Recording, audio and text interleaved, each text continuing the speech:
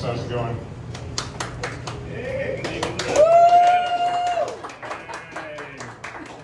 Good energy in the crowd tonight. Hey, so as regulars know, we always conclude with a little bit of trivia. So Mead Krieger has some prizes as always, but I also, as often, have brought a prize. So, in Cinemark theaters, you can get this souvenir popcorn bucket to eat your popcorn out of when you watch the Odyssey. Or, if you're at Mead Krieger, you can do what I've done and fill this with pounds of Mead Krieger honey. Oh my God. So, your trivia prize, your number one trivia prize, is a Trojan horse with 30 pounds of Mead Krieger honey inside. Better than a bunch of angry Greeks. That was worth it for the joke. It's not actually full of honey. It does have some honey in it. So, I actually do have a sort of Odyssey-related topic for you. So my colleague Luke Ranieri, who teaches Greek on YouTube, much as I teach Old Norse stuff on YouTube, flew out to Colorado to see the Odyssey with me. And of course we had to get the horse. Obviously. And we got to thinking about, what kind of Norse stories are there that might make for similar treatments in Hollywood today? I mean, there's some stories that are sort of well known.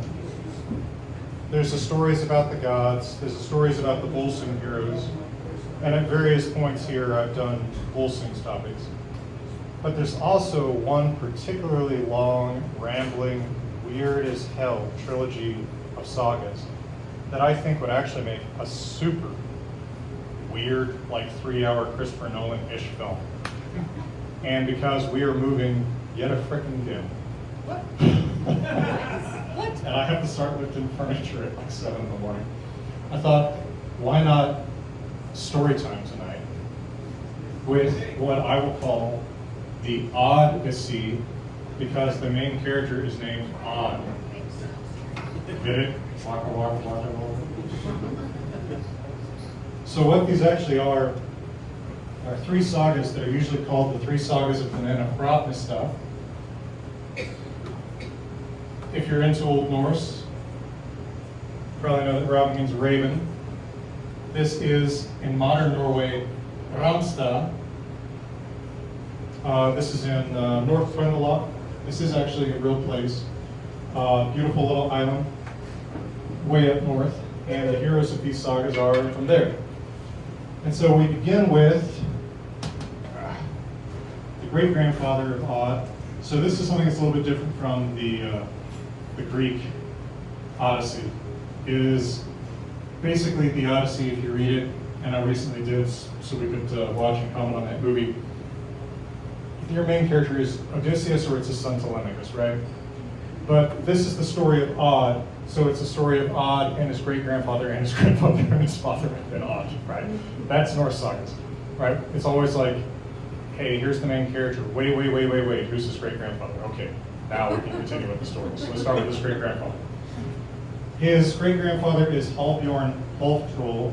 What do you think that probably means in Norse? Yeah, these items are pretty closely related, right? And he has a son named Ketil, and he's going to get the nickname hőngs, which I'll tell you in a minute what that means. So his son Ketil is a pole biter, which in Old Norse, by the way, you can also pretty close to guess. coal beeper. And what a coal biter is basically it's an iPad kid for the Viking generation. Right? It's someone who just sits by the fire. He doesn't want to go out and do stuff. He doesn't want to work around the farm. He doesn't want to do manly things. He just wants to sit by the fire. He wants to bite the coals, as it were. Right? So everybody makes fun of Ketil because he's just this lazy kid. Well, one day when he's 11, he goes out fishing on his own, and he's kind of accosted by some bullying neighbor kids, and he gets pretty upset with them. So he throws a trout that he's caught from his boat and hits one of them so hard in the other boat that it breaks this other kid's skull. Christmas. And then he rows back to land, where he is promptly attacked by a dragon. Because these stories have no usually single narrative thread, it's kind of episodic. He gets attacked by a dragon, kills it with an axe, and then comes home. And his dad, Hallbjorn, says, "Hey, Ketil, what was your day like? You worthless piece of crap." So he says, "Well, I killed a less impressive member of one of the smaller fish species." And his dad's like, "What? What are you talking about?" And he goes and he finds later that his son had killed a dragon. He says, "Oh, well, since you killed the dragon and you just called it a fish, I am going to nickname you Ketil Trout." Hrunga meaning trout. So he's Ketil Trout because of a joke he made as a kid. He killed the trout, but he killed the dragon. This is pretty classic. If you've ever read Beowulf or any of the Norse sagas or Norse poetry, this sense of humor is really, really characteristic of them. Right? We often use the Greek term laidates for this. The same thing is like when Beowulf is finished with the swimming contest and the poet says, he was not the worst of swimmers. Right? It's this sort of laidates is really, really common in Norse and Old English humor. Well, Ketil, another couple years go by and there's a bad famine in the land. And so Ketil goes rowing his boat further and further away from home, looking for some place that he can catch more fish, because it's a bad catch close to home. And he finds himself in a fjord that he's never been to before. He's been warned in his youth against rowing too far north. He keeps pushing further and further north. And he gets to this fjord he's never been to before. And he is sleeping in his boat, and he wakes up one morning and it's being just rocked, shaken around. And he looks around and he sees there's a quote-unquote troll woman shaking the boat. So he gets up, slashes at her with his axe, and she runs away from him, and he chases after her and finds a whole house of these quote-unquote trolls. And he kills them. And he goes back to his boat, and he rolls out to another fjord close by in this far northern area where he has not been previously. Now, what is a troll? He says, we read multiple times in these sagas, these guys encounter trolls. His own dad is half troll, so I guess he's Ketil quarter troll. What is a troll? Troll is, and I think we've talked about this sometimes in these talks, and if you ever watch any of my YouTube videos, this is a topic I've hammered on a little bit.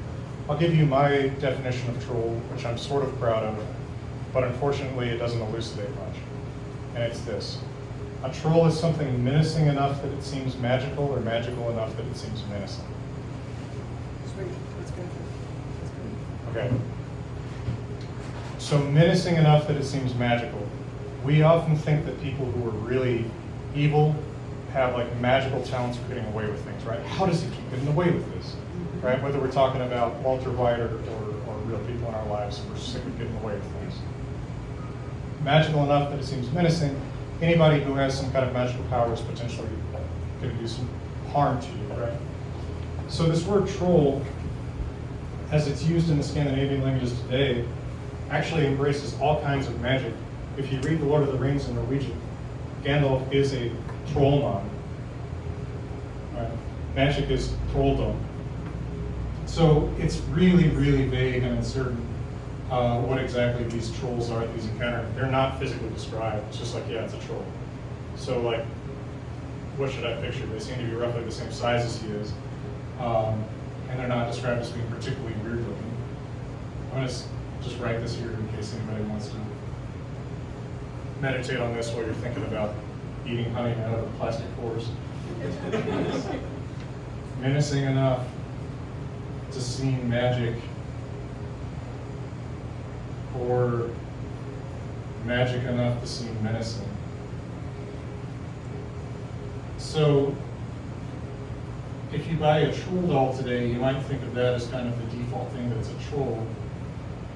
Or if you see The Lord of the Rings, you might think of the cave troll type image as like the default troll. But troll means everything from like a wolf to a wizard to, yeah, some kind of like big menacing monster. So it's just really, really super unclear what these things are.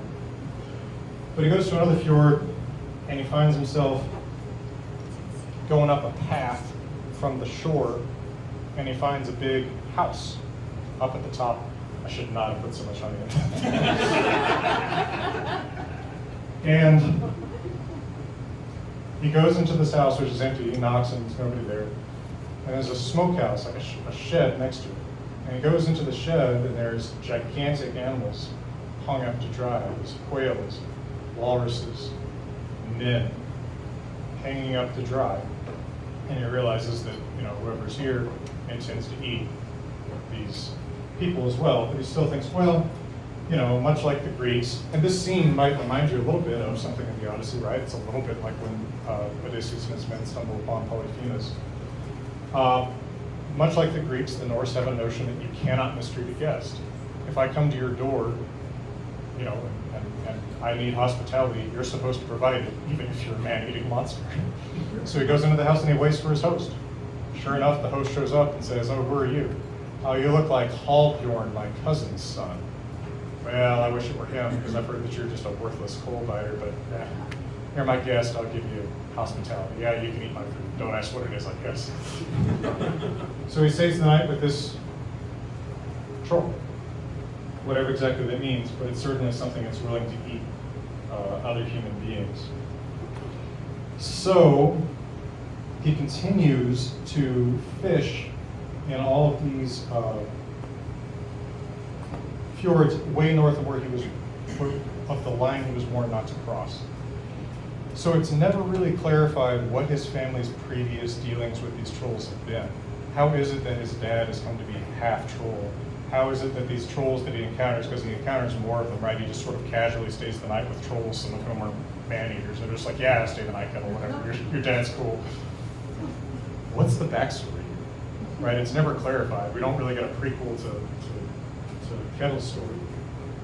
But eventually he's staying the night with this one troll named Bruni, and Bruni says, oh yes, please stay the night, and please sleep in my daughter's bed with my daughter.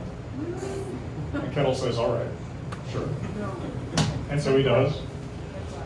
And her name, should probably put up here because this becomes pretty relevant, is Hrafnista. It's a beautiful language.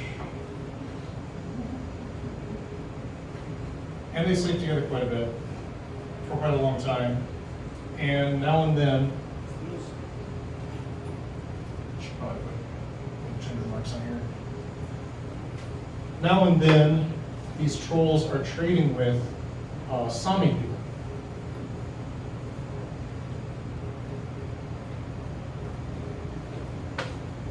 You know who the Sami are, the indigenous Uralic-speaking people of the northern Scandinavian peninsula, famous as reindeer herders. And by the way, on the last Wednesday of August for the next Meet Creeper Talk, there will be a baby reindeer here. What? Like a real one? Yeah. There's a reindeer farm in Loveland.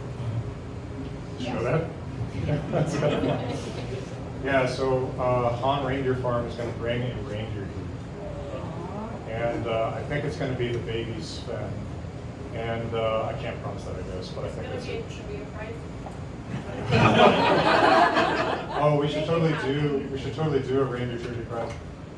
I was trying to think of if I can pull it off, if I could do a big like Sami related topic next month too. I think that'd be fun and kind of different. Roger? That'd be awesome. Or Andrew? Sami would be great. Yeah, we'll see. Be super cool. See if I can put that together. But they're trading with the Sami people, and what's kind of funny is that these trolls, who are man-eaters, keep hiding Ketil when the Sami come. Like, oh, you don't want to meet these guys. It's like they really hate Norsemen. So they're always hiding him from the Sami traders who come by. He stays with Bruni and Hrafnhildur for quite some time. Apparently, he's really having a good time with Hrafnhildur. But eventually, he decides he wants to make his way home. He gets some bee in his mind. He says, "Yeah, it's time to go home." And Bruni says, "No, you really shouldn't try to go home right now because it's the middle of winter and it's really dangerous." He says, "No, I really want to go. I'm ready, man." And so Bruni says, "Okay, well, I'll tell you the path and I'll give you some skis, and I'm also going to give you a bunch of magical stuff." And so he bestows upon Ketil, and these will become possessions of the family hereafter, the sword Hrafnvandil, just in case you wondered what the sword was named, and then 3 arrows, Fiva, like the soccer thing, I guess, Flaug, and Hremsa. And he says these 3 magical arrows will be of great help to you in your in this journey. So Ketil sets out on the way. He has been warned by Bruni that he should stick strictly to the skiing path that was outlined for him and stay out of the deep woods. But because advice in sagas is always given in order to be ignored, Ketil goes through the deep woods, and who should he meet but the king of the Sami? Which is a pretty funny concept because the Sami are nomadic people that don't have a single king, right? But whatever. He meets the king of the Sami named Gusir. And they fight, and because he has the magical arrows, he kills Gusir with the magical arrows. In some versions of the saga, because you always have multiple variants of these things that develop over time, he kills Gusir with Hrafnvandil, the sword he got from Bruni, and then he takes the arrows off of Gusir, which is probably actually a slightly better story, frankly. What do those mean? Oh man, somebody was going to ask me that. So usually that's like my bread and butter, right? This is not easy. This actually almost, if it looks like anything, looks like, and it will sound like I'm joking, Vandal. But remember, that's an old tribe name, so it could be something to do with that tribe name. You do draw a sword, so the Vandal you draw, Yeah. maybe, but I'm not super confident about that. The arrow names I'm actually way less confident about. This means fly, which is easy enough, but Fiva and Hremsa are not easy to figure out. So, oddly enough, yeah. Yeah. Most of the names are very, very transparent. Like Hrafnhildur's Raven Battle. Ketil is Ketil. This is given as a man's name because it's a joke for helmet. And Hallbjorn is Hall Bear. The bear in the hall, I guess. So he comes home to little islands from Hrafnista, Ramstad, and he happens to arrive in perfect storytelling fashion in the middle of his own funeral. Everybody's decided that he died, but he says, hey, I'm alive. And they're like, oh my gosh, well, we prepared this huge funeral feast. Let's turn it into a welcome home party. So he has a big welcome home instead. And his dad says, you really ought to think about getting married. You're getting to be about that age, son. He's like, nah, I don't really feel like it. And a little bit later, Hrafnhildur shows up with a son that he didn't know that they had conceived together. And I just want to read these right now. The son is named Grímr, and his nickname, because everybody gets a nickname here, is loðinkinna, which means Shaggy-cheek. Because this is his X-Man power.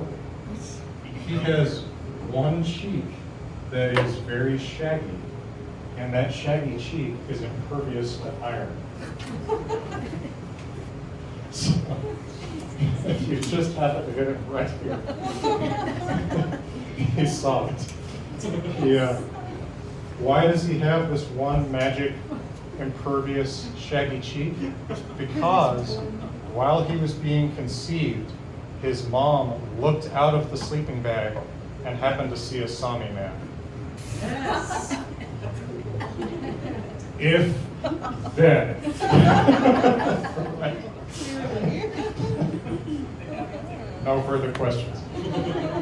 So, anyway, Hallbjorn is very, very inhospitable to this troll. And again, whatever troll means, right? It's absolutely unclear. Because the only weird thing about Gríms is this weird shaggy cheek, and that's not explained as being because he's a troll mom. It's explained because his troll mom looked at his stomach or something.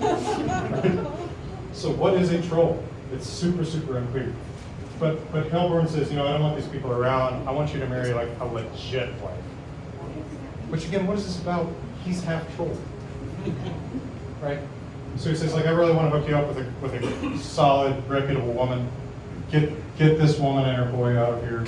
So they do leave, and sure enough, Hallbjorn arranges a wedding for Ketil to a well-to-do woman from a nearby area. And the wedding goes forward, and that wedding night, Ketil says, I'm never going to sleep with you. And she says, this is acceptable to me. A few years pass, Hallbjorn dies, and Ketil says to his wife, now that my dad is dead, I don't need to spite him anymore, we can start sleeping together. That's serious, right? I don't know. Serious, You just, right? look, if you go online and you search for any given saga or Norse literature, whatever, you're going to find these 19th century, early 20th century translations that are so freaking stultifyingly, boringly written, right? Because they try to make it sound old. This is a weird, zany story that you would find weird and zany if it was in a comic book. You wouldn't think it was 800 years old, right? But the way that people translate these things to make them sound old totally erases that to me, because you just get lost in the thou art stuff. When you actually just put it this way, it's like, oh yeah, this is a weird story, right? It's really weird. So he and his wife, I don't know if she's ever named, they have a daughter, and he names the daughter Hrafnhildur, the name of the troll woman that he's actually in love with, right? So Hrafnhildur, the troll, shows up a few years down the line, bringing the growing boy Grímr Shaggy-cheek, and she's heartbroken at Ketil's living arrangement. He's now living with his wife, they have a kid and all that, so she just leaves the kid and goes home. But the last thing that's in the part of the story that focuses on Ketil is there is a berserker who comes to town about when his daughter is getting to be of marriageable age, when human Hrafnhildur is getting to be marriageable age. And this berserker says, I want to marry your daughter. And Ketil says, well, she doesn't want to marry you, so she's not going to. And the berserker says, then I challenge you to a duel for your daughter's hand. Now, like in a lot of societies, violence is in a sense part of the judicial system, right? Because if I challenge you to a duel, as long as we fight it within the formal rules of dueling, the outcome is effectively the judgment of the gods, right? So the sagas often have berserkers and similar tough guy actors come in and abuse that system, right? Say like, hey, I'm tougher than you. Odin has granted me immunity to steel, which this berserker has been granted by Odin, that he's immune to steel. Usually Odin either makes berserkers immune to steel or immune to fire. This one's immune to steel. That's probably the one I would choose. I don't know, probably. But the berserker says, yeah, I'll challenge you for your daughter, and Ketil can't back out, right? If he says, hey, I'm not going to fight this duel, then he's a coward. All right, so he fights a duel against the berserker for his daughter. Well, they meet at the appointed place and time. Dueling is always done within a very limited space. Traditionally, dueling in Old Norse is called a hølmgang, that is a going on a river island. Because a small island in a river is traditionally kind of the ring. You're supposed to stay on this island and keep your feet dry. If you back up so that your feet get wet, you're a coward, you're forfeiting, right? You're retreating. If you don't have access to a river island, you can make your own sort of ring. One of the classic tough guy things to do is you throw down just like a cloak and you say, that's the ring, right? We both got to stand on this. But there's always a very limited space on which you fight. That's persuading. So these two guys square off and exchange boasts and poetry about how awesome they are. And soon after the berserker makes his boast, an eagle flies down and tears his clothes off. Yes. Again, I don't know. Upon which he composes a poem to the eagle and says, you know, hey man, I was going to feed you this guy, right? I have fed you many a time, because of course the Norse warrior sort of sees himself in eagles and ravens, right? It's what you feed your enemies to. This is a classic trope of Norse poetry. Hey, I was going to feed you, right? I fed you many a time. Why are you turning your back on me? You know, and of course this is a sign that maybe Odin has turned his back on this berserker, because Odin is the god of ravens and birds of prey. So they start fighting, and Ketil swings Hrafnista with a sword at him. And of course it hits him and it doesn't bite because the berserker is impervious to steel. And so this happens 5 or 6 times where they strike at each other, and you know, they parry with their shield, or the berserker just can't be harmed or whatever. And each time, one of them says a poem about it. So you would just get 5 or 6 stanzas from Ketil just being like, man, sword, why are you not biting? Why are you dull? It's sort of repetitive. But finally, he, I guess, says enough poems to his sword that the sword bites the berserker, and the berserker falls dead. And so he has protected his daughter, and he remains Lord of Hrafnista for the rest of his life. So that is the first of this trilogy of weird sagas. That is the Saga of Ketil Trout, and then it becomes the Saga of Grim Shaggy-cheek, his son. So it's a trilogy. Questions, remarks, criticisms, complaints, manifestos at this juncture. Okay. So, Grim Shaggy-cheek is going to grow up. Thank you for my mug. It's amazing. Thank you, me and Krieger, for having great, whatever you would call that, the mocktail thing, Collins? Colin? It's good stuff. All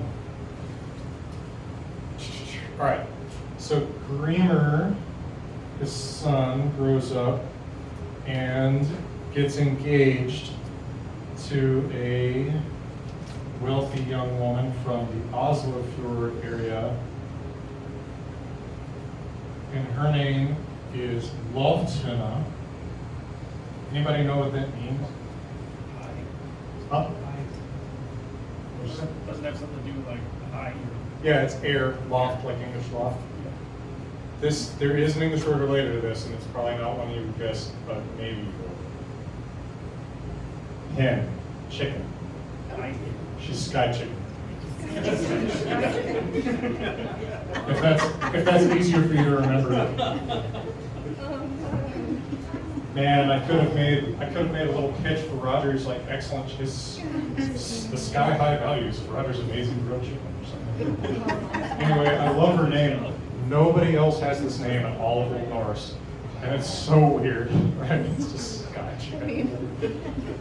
Okay, so the time for the wedding comes near. You get married at the bride's family's place. So he's going to sail around. Remember, he's in way north Norway, so he's got to sail all the way around Norway.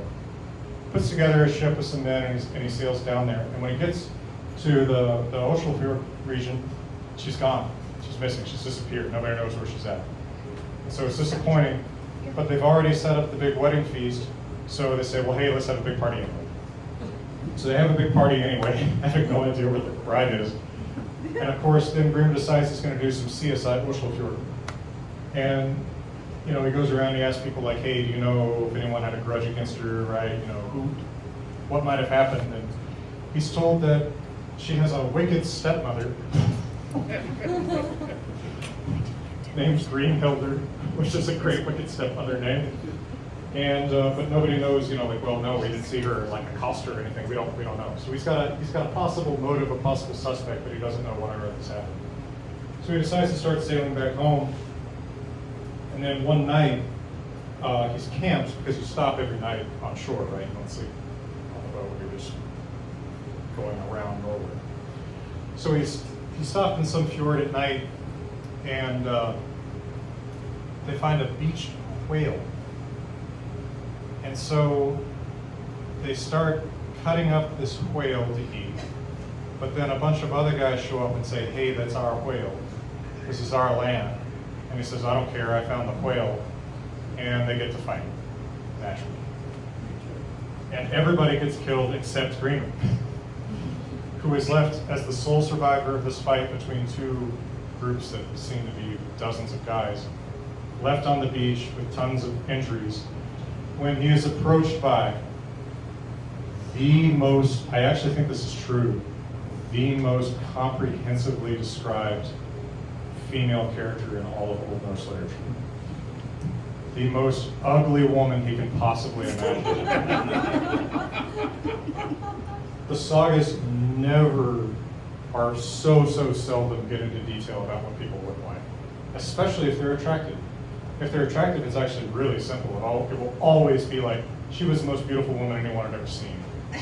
It's like, okay, yeah, it's like there's no fleshing that out. It's like, okay, right? Or he was the most handsome man in Iceland. All right, they just leave it to you to picture. But there's sometimes tempted to get into a little bit more detail when someone's ugly. And with this character, it's just like, she was as short as a 5-year-old girl, but as wide as 3 horses. There was a continuous drip of mucus from her nose. It's actually because of this saga that I know the Old Norse word for dangling mucus, because it actually mentions it several times. By the way, the word is dingil. Which I remember when I first read this probably 15, 16 years ago, I'm like, that can't be what I think it is. Probably the funniest thing is that it goes into like 2 paragraphs of describing how ugly this woman is. And the summary at the end is, she was, see if you can work out the Old Norse here.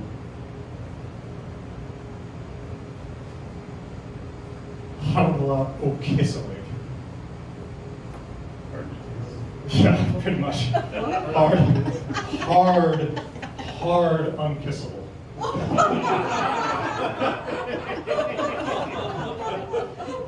So, that's amazing, right? Yeah, so Old Norse kiss is kiss, K-Y-S-S. So she approaches him and she says, hey, do you want me to save you? I can heal your wounds. After, these 2 paragraphs on how ugly she is. And he says, you're so ugly that I might rather die. I'm not joking. And she says, well, you better consider that because you are going to die. And he says, well, I think what he says in Old Norse is frekker hver til fjords. Everybody is eager to breathe. Which sort of sounds wise, but it's like, okay, yeah, I guess it's actually really obvious. It's like, all right, I guess I'll let you save me. So she picks him up and she takes him back to a cave and she says, all right, I'm going to heal your wounds, but you have to kiss me. And he says, never mind, I want to die.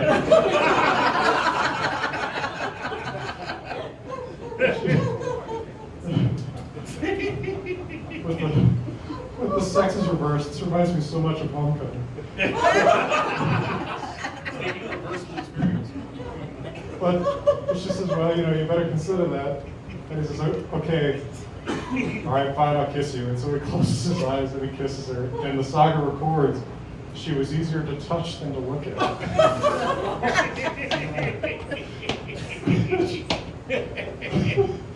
So, fellas, it's only, 7 months till Valentine's Day. but you can take some lines here. Anyway, it's like, all right, I kissed you, and so she starts binding up his wounds. She says, okay, there's one more thing I need for you to do for me to save your life. It's like, okay, what's that? She says, you have to sleep in my bed tonight. He says, I'll die. Just let me die. It's like, well, you're going to. And he says, okay, fine, I'll sleep with you. So he gets into bed with her, falls asleep, and he wakes up the next morning, and who is next to him but his beautiful fiancée, Sky-cheek. And at the foot of the bed is a skin. The Old Norse is trollkonohamar, hamar being the word for the skin and the appearance of a troll woman. It's this skin, it was like she was in it, right? Like it was a prosthetic suit she was wearing. Not stated how this thing is this height of a 5-year-old and she fit in it, whatever. Magic. He throws this onto, yeah, it's magic, a wizard did it. He throws this thing onto the fire and then he wakes up his fiancée and he says, what's going on? And she says, well, my wicked stepmother, Greenhilder, said that I was going to become the ugliest troll woman again. What is a troll? Because his mom's a troll, right? What is a troll? She said I was going to become the ugliest troll woman for the rest of my life if I could not get a man to let me save his life and then kiss me and then get in bed with me. Jesus. And I guess she couldn't tell him who she was. So it's like, oh, okay, this is great. We're reunited. Well, let's go back to your house and let's do the wedding. So they go back to the Ocean region and have the wedding. And then he tells her dad, hey, it was your second wife, her stepmom, that turned her into a troll. And the dad says, oh my goodness, well, we got to deal with this the traditional way that we deal with witches. And he puts a bag over her head and has her stoned to death. That is a traditional treatment for especially witches, but also animals, believe it or not, that are considered to have weird, dark magical powers, because you don't want them to put the evil eye on you. Right, the eyes of the dying can curse you. So, anyway, and that's pretty much Wait, the so second. They put the bag over the animal's head too? Yeah, So the evil eye couldn't curse you? yeah, Yeah. because the dying shouldn't be able to look you in the eye. Yeah. They can curse you, but also, if possible, you should prevent the dying from knowing your full name. Obviously. Yeah. But that's often not possible because people know who you are. But What if they know your nickname? I don't know. Not really. I don't think there's. It's not like written codified rules for this, right? But it does happen to animals. In Hrafnkel's saga, there's a horse that's dedicated to the god Freyr, and they're afraid the horse has magical powers because he's like dedicated to the god. So they put a bag over the horse's head before they kill it, right? Anything sort of associated with gods or magic or power, you don't want it to look at you all this time. Questions, comments, criticisms, complaints, manifestos at this juncture? Yes? What if you were a satyr woman? Would you want to look at it? Probably Who's not. dying? Probably not. Okay. But again, this isn't codified somewhere, right? Is there any connection between the Celtic Selkie and then this like skin bag concept? Yeah, I wouldn't be surprised. I wouldn't be surprised. I don't for sure know if that's a common inherited Indo-European motif. It could be. Could be. But part of the problem is that there's so much intercommunication between Celtic and Norse speakers that you could also just have stories passed that way. So I don't know. I suspect that, yeah, there's something there, but I don't know if it's Yeah. that deep connection or if it's contact. Which one came first? Yeah. You also get similar stuff in Slavic stories, of course. So this Shaggy-cheek never comes as a story? No. Just a feature? No. Speaking of, so I mentioned the Odyssey earlier. Speaking of central works of the Western canon, have any of you ever read Antigua, the Land of Wizards, Fairies, and Heroes? It's one of the worst books ever written. Let me jump right on that. You should. I'm part of a bad book club with the Mystery Science Theater guys. They have a podcast called 372 Pages We'll Never Get Back. They read bad books. It's hilarious. But one of the funny things about Antigua is all the fairies have different powers, and they never use them. So, you know, like, she was super strong, never uses her strength. She could fly 100 miles per hour, never flies. Why?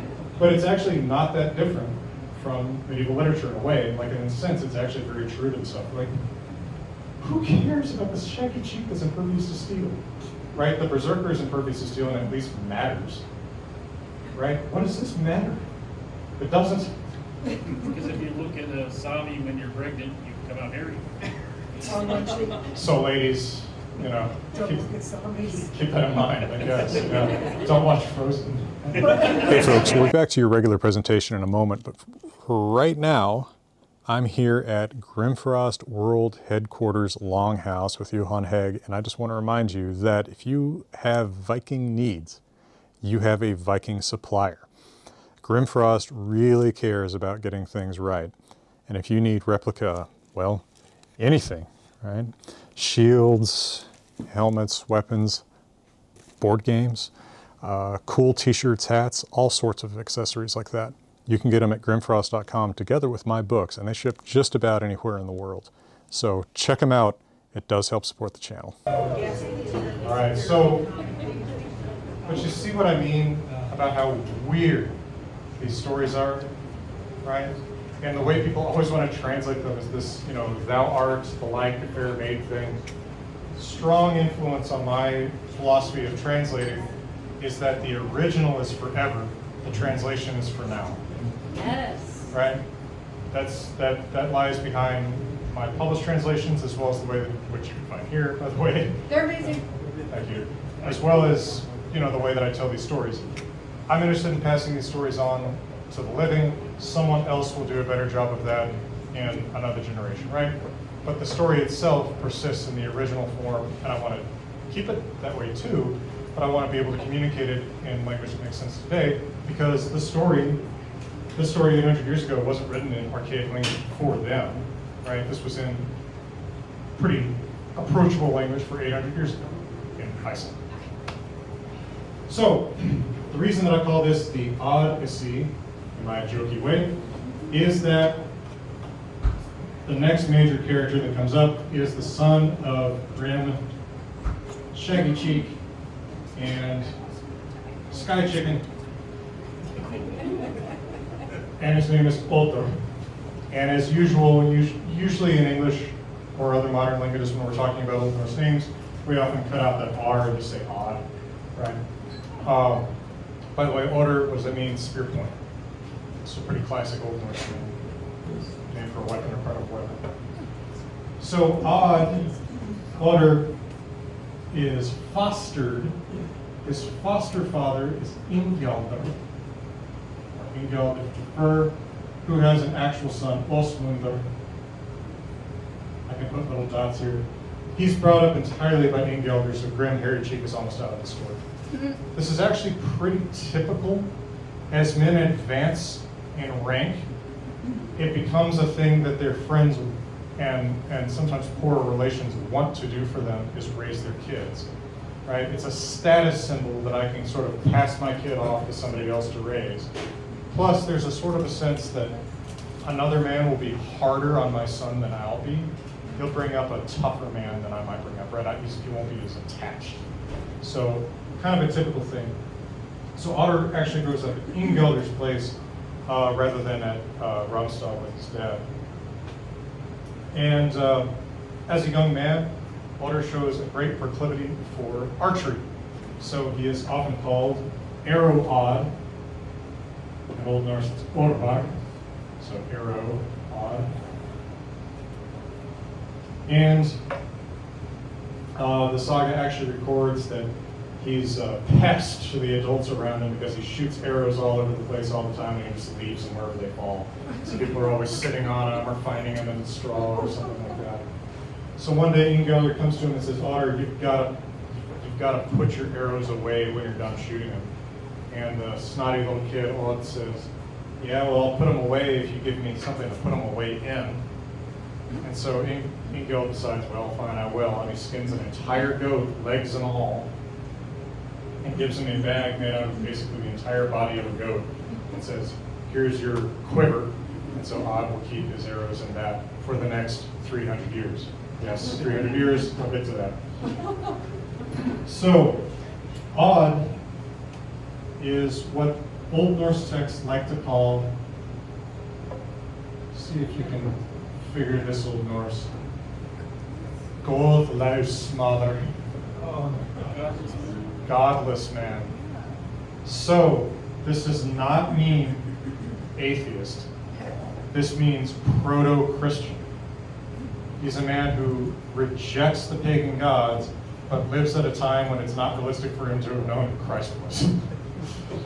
So these guys are often performatively like, I'm not going to sacrifice to Odin, right? I'm not going to listen to a prophecy, right? And what that is kind of a performance that says like, I'm ready to be a Christian if I were ever to hear about Jesus, right? But it's not realistic in the timeline for me to hear about Jesus today. So what's the proto for, because like Los in German is also less like godless. What is the word for that goes back to? Because it's very similar. Yeah. It's I mean, in English, less. In Gothic, los. Yeah, it's an old, very old Germanic word, just means, missing, loose, free from. Yeah. But he actually has a really memorable, this was so weird that I wrote it down. He makes all these poems. By the way, these sagas are whoa poems. Odd makes so many poems about everything. But he makes a bunch about how he doesn't like the gods. And he had this couplet that I thought was kind of striking when I was looking over this the other day. Iltarat ega Odin at Enkeven.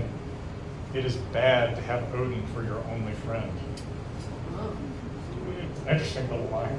You could actually think about that in the context of someone who believes in Odin, probably accepting that. But the main place that this godless man comes up is that there is a traveling vulva. Perhaps you're familiar with this Old Norse term. The vulva is the cirrus, right? The woman who can see the future and see the past. And so, for example, the Ȯrvar-Odds becomes the vulva's fall, right? The vision of a vulva. So, for the most part, these vulvas are women who travel and seek hospitality among the wealthy. And so this vulva comes to Ingelder's farm, says, hey, I'm here with my retinue. She has 15 boys and 15 girls who follow her around. Unclear exactly what they do. She says, I'm here with my retinue. If you'll put us up, I'll tell everybody's fortune. So Ingelder says, that sounds great. Throws a big feast, invites everybody from all around, big party. Everybody comes up to the vulva and says, hey, what's my future? And she tells him some cryptic thing. It's always going to be sort of cryptic. Just like in Greek myth, your fortune is always just enough to hang you from, right? It's never enough to help you. Right?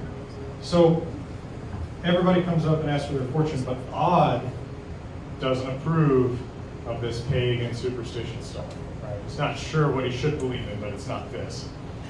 So, again, this reminds me so much of flashbacks to like homecoming, prom, and stuff like that. He's in the corner, covered in his own cloak, pretending not to be a person, even just a pile of clothes.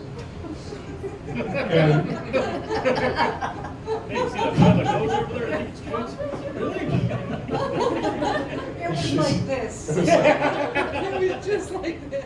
And so at the end of the party, she says to Ingelder, hey, did everybody get their fortune told? And he says, yeah, there's everybody. He says, what's everything in the corner? And he says, it looks like a pile of clothes. She says, well, it keeps moving.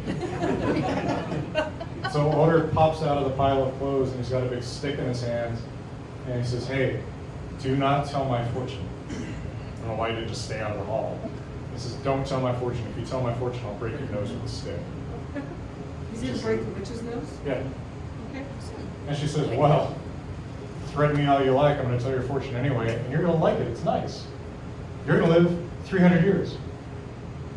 Which, by the way, might actually mean 360 because 100 usually means 120 in Old Norse. So maybe we should actually understand it's 360. But whatever, 300 at least. You're going to live 300 years. And you're not going to die until you are killed by the horse Foxy, who's in the stable right out there. So Foxy's living 302 years too? Yeah. Actually, it's a better resolution than that. Amazing. So he says, curse you, or well, he actually says a much more Old Norse curse. He says, prophecy poorest of all women. I don't that sounds sort of stilted today, but that's Ooh, say it again. prophecy poorest of all women. I like it. So he slams her in the face with the stick, and she leaves, insulted, and Gelder has to give her lots of gifts to try to make up for the fact that she was insulted and injured. But Odds heard his fortune. He knows this horse is going to kill him. By the way, shadow fax, right? Foxy means mane, so it's just mane. Horse mane, shadow fax, shadow mane. So Odd, with his buddy Oswinder, they go out to where Foxy is.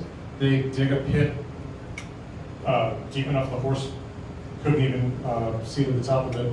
Kill the horse in that pit and bury him. It's like, and he actually says something to the effect of, I think I have outrun my fate now. Which, that's never how this works. But he takes off on a series of ludicrous adventures. It's not as long as the Odyssey. You know, the Odyssey is long. I just read it again.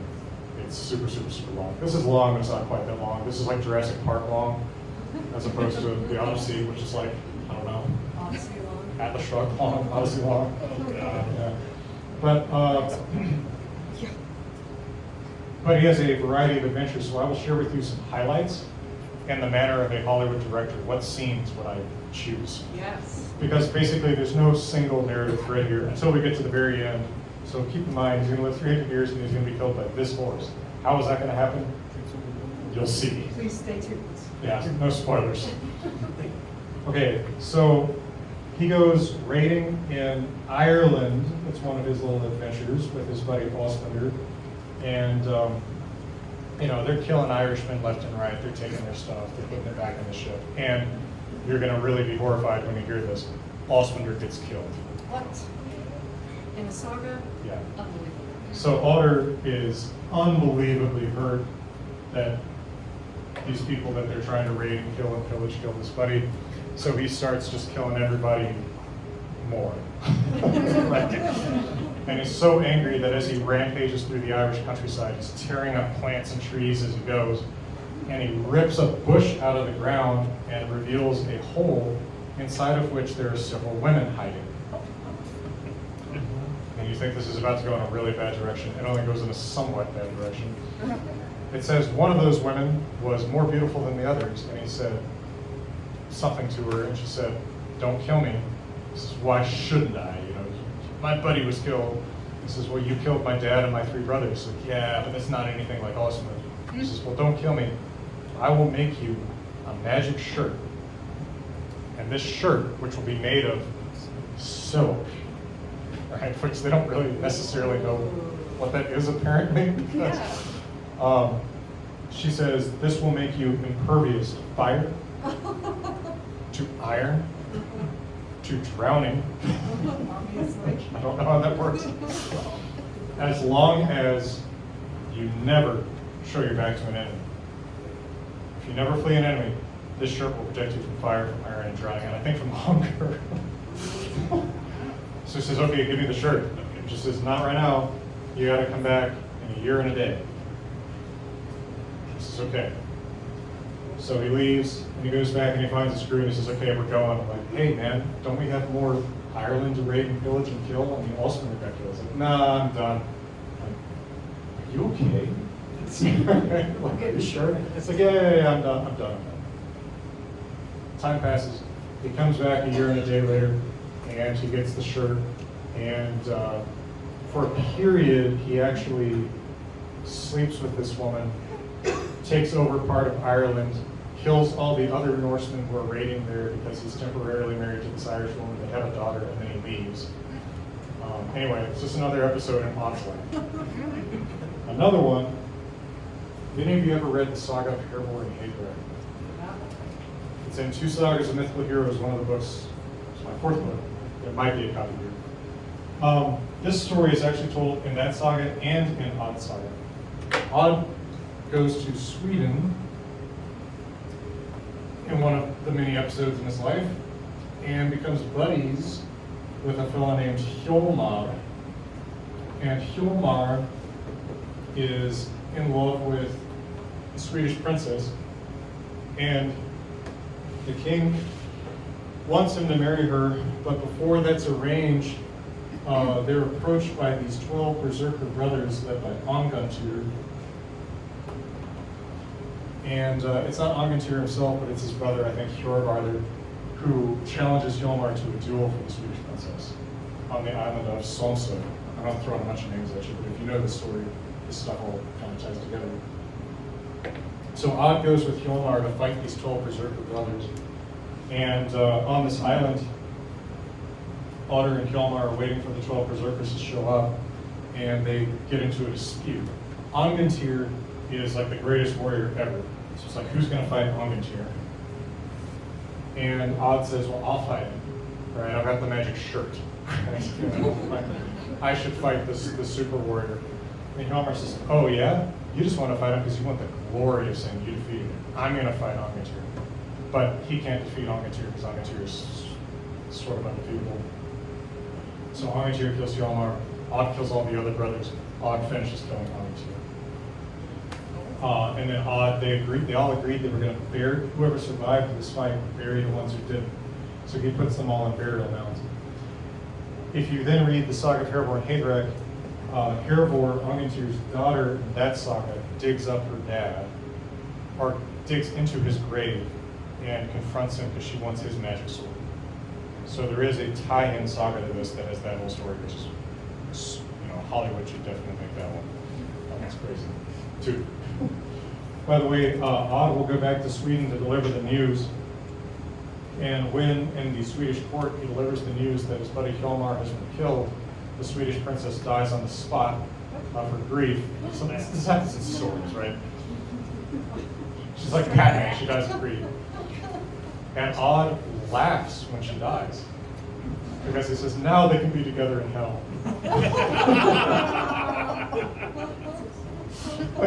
At least I didn't die from being sad. I'm saving that one for my mom's funeral. You know what? Other episodes. Odd goes to the Holy Land. He never really becomes a Christian, but there's always this sort of like flirtation with the notion that he's sort of on the edge of it. But he actually goes to the Middle East, crosses the river Jordan, and gets picked up by an enormous vulture there. Of course, why not? Quetzalcoatl-sized vulture. It's the Hobbit, basically, right? So he gets dropped into the nest of this vulture next to these two baby vultures. And he's just sort of sitting there on this huge cliff looking over the ocean where this vulture's dropped him in this vulture nest. And a giant, and I often dispute people translating Jotun, Old Norse, but the enemies of the gods is giant. This is actually a giant, a guy who was huge, a guy who was like 4 stories tall. Rose up in a boat underneath and starts cursing at the vulture nest. Oh, you darn vulture, you keep taking my cattle. And Odd shouts back at him, hey, dude, I'm up here. What should I do? Can you help me get down? And he says, oh my gosh, there's a person up there. Well, you should set the baby vultures on fire. I didn't make it up. So the adult vulture will come back and try to get close to them, and it will be set on fire. This plan works. Odd jumps into the giant's boat, and he says, hey man, I owe you a solid. And the giant says, well, you definitely can help me, because my brothers and I are about to compete to see who will become the king of Giant Land. Yes, this is called Giant I swear this story is 800 years old. I know it sounds like I'm a 7-year-old. It's like, and he had an axe, and he was a giant. He was the king of the Giant Land. He wasn't the king of the jungle. That's true. That's a deep cut. But he says, so Odd says, well, how do you determine who's going to be king of Giant? He says, a dog fight. Everybody's dog has to fight. It's like, okay, well, what kind of dogs do your brothers have? He says, well, one of my brothers has a dog that killed a tiger, and one of my brothers has a dog. It's not even a dog; it's a polar bear. Did you just say polar bear? In the Levant? So, yeah, I know. It's like, So Odd says, oh, well, so what I've got to do is, I know where there's a magic bear on the islands of the wolves. Sick. I'll go capture it for you so that you can kill their bear and dog and you can become king of Giant Land. So he stays with this guy for a while. He successfully does become king of Giant Land. And the giant has a daughter who is so big that Odd is like a baby in her arms. But we're all adults here. The saga, Anatomy aside. the saga records that he is still aroused by her. So they have an affair and they have a child. So they have he finally gets sick of Giant Land and says, all right, I'm gonna leave, peace. But his giant son, Vignir, well, he doesn't know who he is yet, but he says, okay, you're pregnant, whatever. If it's a girl, I don't want it. If it's a boy, when he turns 10, send him to me. Well, where are you gonna be? I don't want to listen to stories, I'll be somewhere. So he goes to, I guess, the next sort of episode, and honestly, this is my selection again. This is like what might fit into like the movie like 3 minutes. He goes to, this is sort of an interesting little detail. He goes to Helluland. Maybe you know where that is. Canada. Canada? This is what they call Baffin Island, just west of Greenland. Everybody talks about Vinland, which is Newfoundland or maybe like Prince Edward Island, but Helluland is Baffin Island. So they did tell stories about, naturally they told stories about these weird lands to the west. So he's seeking, there's a guy he gets in this huge rivalry with named Augmundr, who's sort of vague and hard to figure out where exactly he's supposed to be from. Odd meets him in what's now Russia. At one point they have a fight where Odd grabs onto his hair, and Augmundr is a wizard, so he like can slip into the earth and pop out of the earth. But since Odd is holding onto his hair when he does that, he pulls all of his skin off. So now Augmundr is like a two-faced thing. He's like a corpse-looking guy. Anyway, he hears Augmundr is hiding out in Helluland, so he goes to Helluland to find him. And while he's in Helluland, he sees a gigantic man rowing toward him in a boat. And he says, who are you? And he says, hey, I'm Vignir, I'm your son. Mom told me to find you when I turned 10. And he's already much taller than Otter because his mom is huge. And he says, okay, well, hey, help me find this lich wizard. And they do. And, Augmundr has his army of guys with him too. And Odd says, okay, hey, same thing actually with the Kilmar story. He says, you take all those other guys, I'm going to take Augmundr. And the son says, you're trying to steal glory from me. I'm going to face off against the big bad. So he wrestles Augmundr. They engage in Glima. For those who are fans of Viking sports, right? It's Icelandic wrestling. Hold on to the guy's belt and try to throw him down. Like sumo But wrestling? it's kind of sumo-ish. It's actually worth. Here, I'll put this. If you want to see it, Yeah, we do. this is what you should search for. I have a video about it where I did it with one of Iceland's top Glima guys, Reynir Óskarsson. Anyway, You did wrestling? Is there a video of this? there it is. Yes. Yes, and I do get thrown on my face. Anyway, they break all of each other's bones, and while they're wrestling, they fall down a cliff. At which point, Augmundr rips out Vignir's throat and kills him. Yeah, and then he jumps into the sea and escapes. So we never really know if Augmundr is dead or alive, or what he is. He's kind of a Batman villain, right? Like, when is he going to pop up? I know this is so random, but like, wouldn't this make a movie? Or at least like a TV show? Comic series. Comic book series, totally. Okay, then at some point, Odd is so upset from all of the dark things that have happened to him, right? He's watched Ásmundur die. Can you believe it? Ásmundur. He watched his son Vignir die. Was Big Red 10 when you guys Yes, still? yes, but he was huge. He doesn't change facts, he still.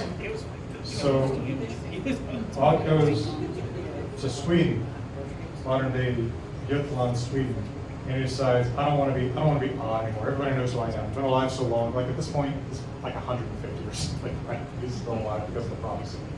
It's like I'm famous. I don't want anybody to know who I am. So he makes himself a suit of bark. And anybody who asks him who he is says I'm Barkman. No. Is that the hero we need, but the hero we serve? Stop it right there. So this is actually, by the way, here it is in Old Norse if you want it now for Amada. He's really Barkman? Yeah. Stop. So this is actually a substantial part of his story. I refer to the chapters, well, the next chapters here I refer to as Barkman Begins. Because he makes this suit. He's a part You're scooping my joke, man. That's the next chapter. But, so he goes to the king of Jutland for whatever reason, and he tells everybody that he is made of bark. I guess people fall for this somehow. They think that he is just a being of bark. And they're like, what's your name? I'm Barkman. Where are you from? Barkland. But the king says, well, what are you good at? What are you good for? Like, you know, I'm going to keep you around. What can you do? He says, I'm not good at anything. Well, okay, I'll just make you a gopher for my hunters. But of course, Odd is an amazing archer. So he goes out with the hunters, and he sees these hunters failing to hit deer, and he picks up a bow, and he hits every deer that they're missing, right? Oh, wow, you know, actually, hey, it's pretty impressive. Why don't we have an archery contest with you, Barkman? So they go out to a field. I think this is actually a pretty great archery contest. They set up spears on end, and they put game pieces on top of the spears, and they shoot the game pieces off of the spear tops. That's a pretty good marksmanship test. Pretty good. And of course, Odd starts off by shooting them off of Barkman. By the way, Come on for now. the like 9 chapters that he is Barkman, it never calls him Odd. It only calls him Barkman. Barkman. But he also impresses them by shooting the arrows up so that they come straight down onto the chest piece. That's absurd. Is he one of the first ever superheroes? He's kind of a superhero, right? Right, Barkman. So, I'm Barkman. So the hunters are like, well, that's amazing archery. Let's have a swimming contest with you, Barkman. It's another one of the noble arts, right? And actually, the hunters kind of conspire among themselves, like, hey, we don't know where this guy's from. Barkland, right? I bet they don't teach anybody how to swim there. I don't know why you would presume that. Like, let's have a swimming contest with him.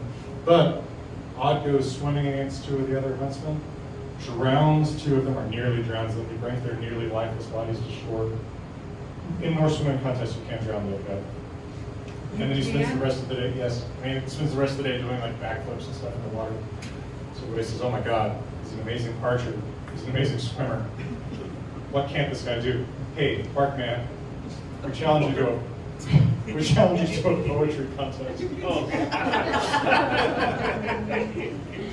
Drop the mic, right? So, for this poetry contest, the best poet among the king's huntsmen sits at the table with him, and this is what they do.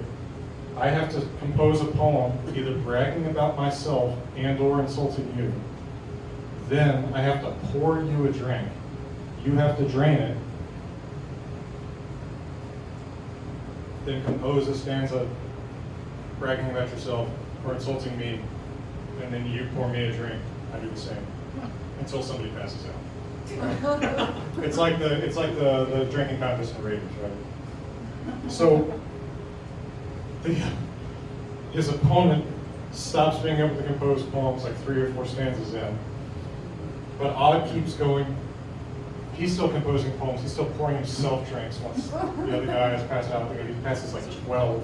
He's still drinking and composing poems about, you know, like, hey, I got abducted by a vulture.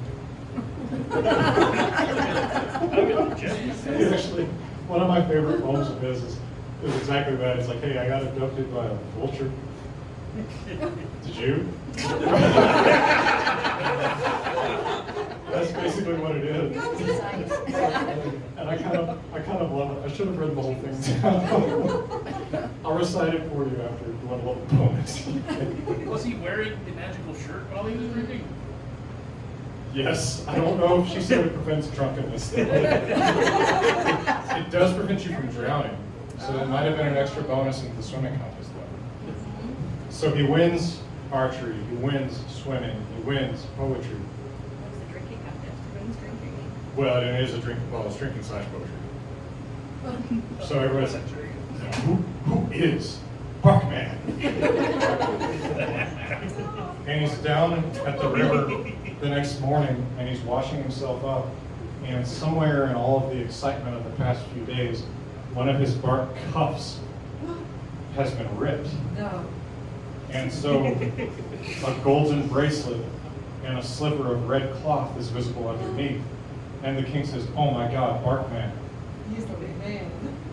So I said, "You're a noble. A noble. You have jewelry and colored clothes. I've been treating you like a commoner." Right? It's not even like, "Oh, you're a human underneath." You're higher status than I thought you were. Please marry my daughter. So he does. And he becomes king there for a while. He gets bored of there after a while. It's a lot. I mean, it's so many different episodes. By the end of the story, or by close to the end of the story, he is a ruler in Ďarðaríki, so possibly like modern Kyiv, but not necessarily like really super strongly correlating with any real place, right? Like he goes to Greece land at one point, right? And there's like tigers, so they're not super clear about where things are. At least beyond Scandinavia and maybe into like Ukraine. But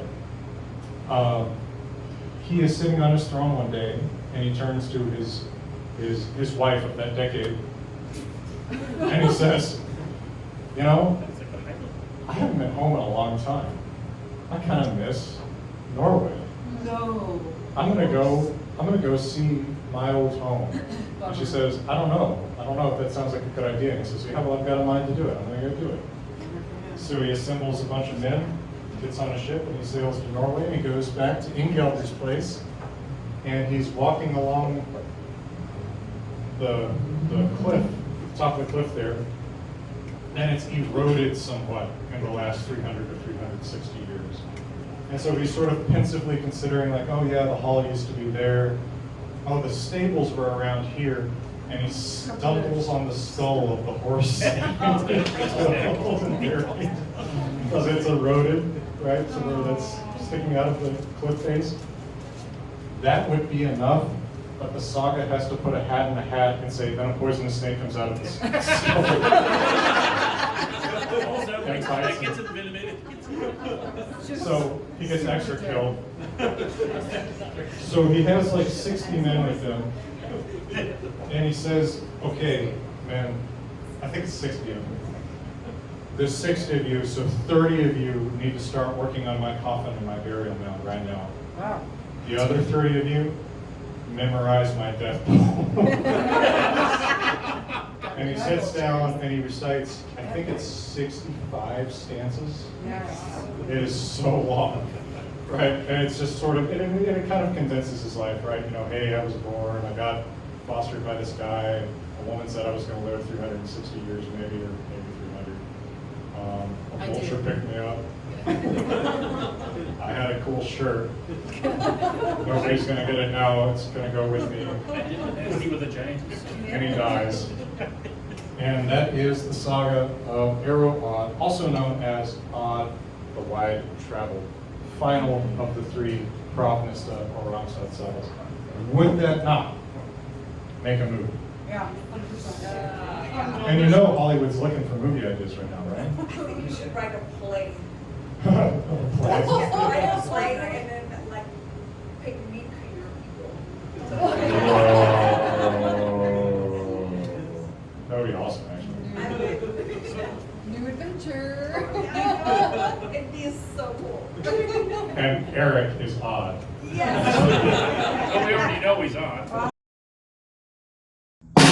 right, let me come up with some questions. Okay, so. Everybody. So Oh. don't shout out the answer. Make sure you raise your hand. I'll look over the crowd and watch for hands raising. Okay. I think I actually did kind of make notes to myself about what might make decent. Wow. Yeah. Okay. The rules here, I don't pick you. She picks you. I'm not even Raise looking your at hand. you. Yes, Raise your hands. Don't shout it out. Unless you're a best-selling author with a movie coming out next month. No. Really? He sat right here and he shouted out all the answers and he said, raise your hand. Peter And he Heller, never fought that one. the author of the Dog Stars, he comes sometimes to these. Yeah. That's why you should pay to come here Wednesday nights. Been here years. That'd be-